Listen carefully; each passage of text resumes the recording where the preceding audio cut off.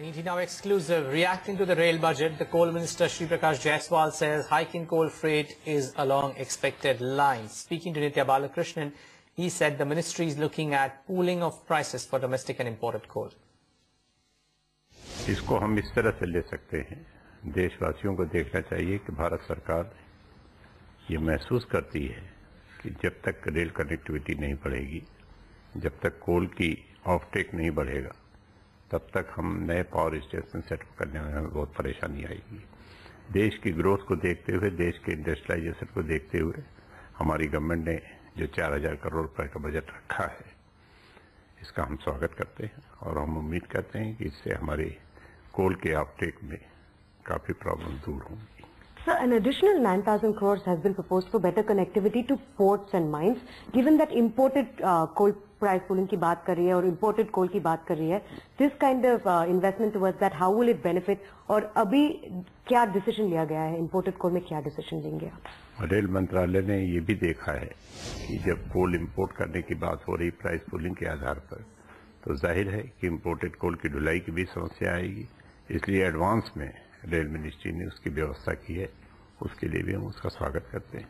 So what kind of, this year we are seeing Coal India's production as well as supply increase by around 8%. What kind of benefit will you see going ahead? What kind of production benefit from Coal India do you expect? देखिए, जो 4000 करोड़ रुपया रखा है कोल के लिए, वो उसी को मद्देनजर रखते हुए रखा है कि कनेक्टिविटी अगर हमारी ज्यादा बेहतर हो जाएगी, तो जाहिर है कि जो कोल हमारा ज्यादा प्रोड्यूस होगा, उसकी ढुलाई में भी हमें आसानी होगी।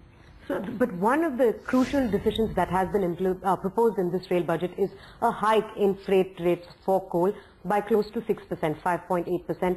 What kind of an impact will this have? Definitely not good news for Coal India. अगर कोल के भाड़े में बढ़ोतरी नहीं की जाएगी, तो कहाँ से 4000 करोड़ आएगा, कहाँ से 9000 करोड़ आएगा? तो जाहिर है कि गवर्नमेंट कोई अपने पास से नोट छाप के तो नहीं बढ़ा सकती, उसको तो कहीं ना कहीं से लेना पड़ेगा। लेकिन चूंकि गवर्नमेंट ने इस बात को, इंफ्रास्ट्रक्चर को मजबूत करने के पहले से ही कदम उठाए हैं, इसका हमें स्वागत करना चाहिए। 4000 करोड़ रुपया उसने कोल की कनेक्टिविटी के लिए रखा है, 9000 करोड़ रुपया जो इम्पोर्टेड कोल आएगा उसके लिए व्यवस्था की है। अगर थोड़ा सा भाड़ा बढ़ाया है तो नेचुरल है कि जब तक भाड़ा कुछ बढ़ेगा नहीं, तो कहाँ से वो पैसा आएगा 13000 crore. Thank you, sir. And before I let you go, one last question on how soon will the methodology for pooling of coal prices be taken to cabinet again, sir? मेरे ख्याल से CCI में बहुत जल्दी जाएगा, CCEA में, और जैसे ही CCA अप्रूव करेगा वैसे ही वो लागू हो जाएगा।